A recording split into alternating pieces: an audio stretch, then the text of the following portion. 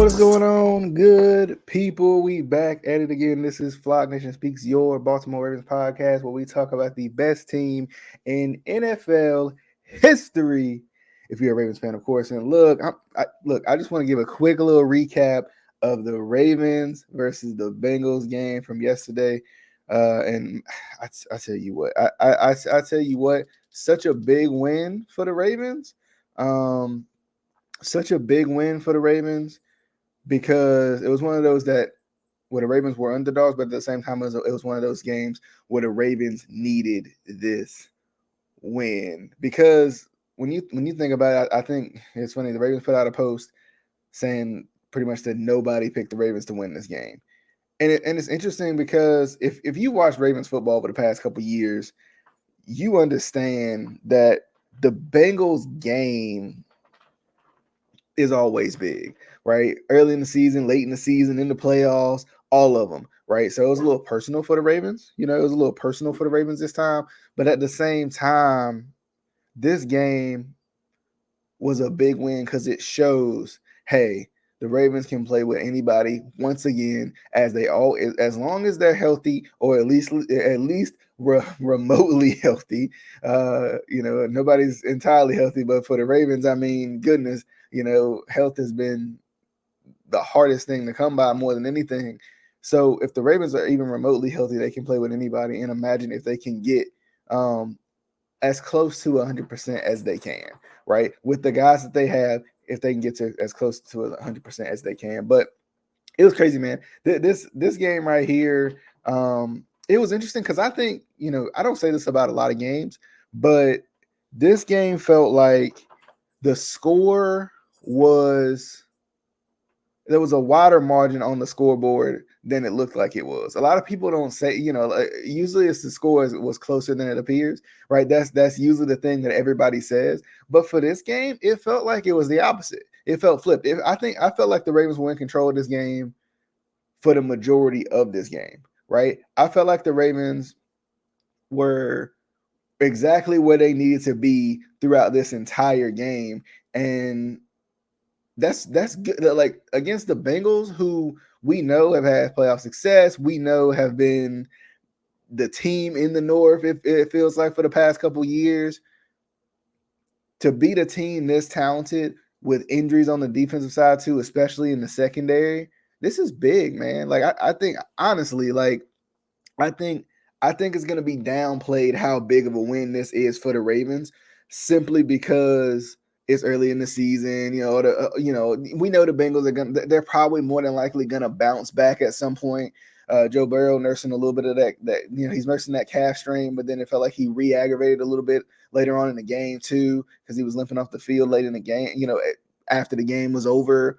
But I think like this is one of those games where you look back and you say, okay, right.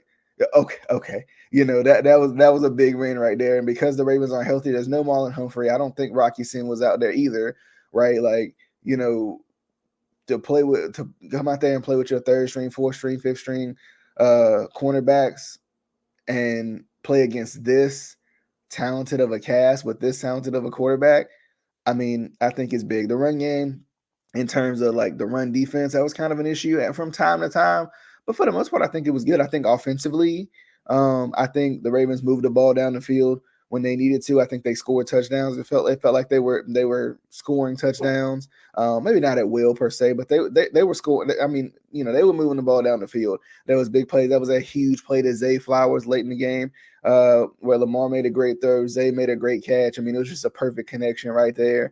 To see Bateman get involved, to see Odell get involved, you don't never know what the ankle injury is, but hopefully it's nothing too serious, considering he was still out there and moving around and stuff. But it probably just, kind of resting him, because I think they felt like they had this game in hand. They really did. Even though they only won by 3, they felt like they had this game in hand. And then defensively, the thing I love from the defensive end is like, just the Geno Stone turnover was big, right? Because like that turned the game. I felt like that completely turned the tide of what you was looking at when you came out here and you was looking at this game. That turned the tide of this game.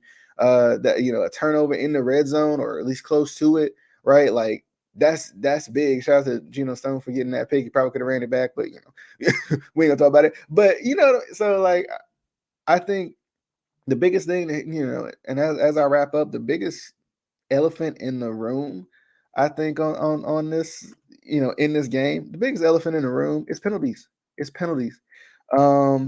Because as soon as the Ravens get a drive going, there's a big penalty. As soon as the Ravens get a big stop, there's a big penalty. So that's gonna have to be the thing that John Harbaugh gets control of, because John Harbaugh, for whatever reason, he gonna always have a team with a heavy penalty count. I tell you, because this has been, this ain't the first game that we've seen where the Ravens have had a high penalty count against it, and it's been about cost them the game. It's been cost them drives and cost them scoring. Like, that's the thing about it. I think that's why, for me, I'm not worried about the offense, because once the penalties settle down, because the offensive line honestly looks, I can't remember who said it, but somebody has said it on, I think, Spaces yesterday. Like, the offensive line looks better with the backups in than it does with the starters in right now. So that's something to note down too, I think, if you're the Ravens. But the thing about it is, like, the offensive line looks far better than they did in week 1. And on top of that, it's just the penalties. You got Kevin Zeitler, who don't never get a penalty, who don't never hold, and somehow, he getting penalties, right? You got Mustafa, who's playing center. He's having penalties. Sometimes some of the new faces too that's getting some of these penalties as well, which is not entirely surprising. It's not entirely surprising, but at the same time, it is a little bit surprising, right? It's a little bit surprising.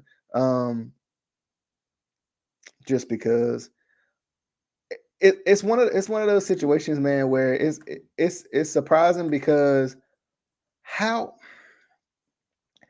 are you, if you moving the ball down the field, if you making a big stop, you got to get off the field, and the Ravens have always had problem and issue with getting off the field.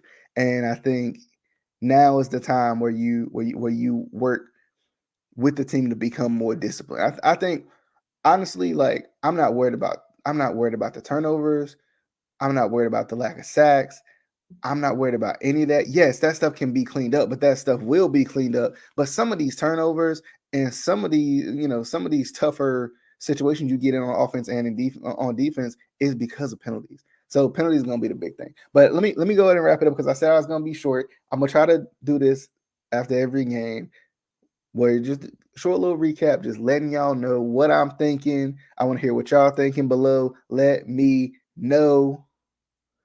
And we'll definitely be back for the next episode of Fly Nation Speaks. I'm gonna preview the game this week, and maybe have some other topics for you guys as well. But Fly Nation Speaks is on all major podcasting platforms, so make sure you are on all of them, or whatever your favorite is. Just get on your favorite, favorite the show on your favorite, platform, and we'll go from there. But definitely appreciate you guys for coming by. You can follow me on Twitter as well at FN Speaks Podcast if you want to keep up with me, keep up with what's going on and all that type of stuff as well. But let me get on out of here. I'm gonna see y'all on the next episode of Fly Nation Speaks. Until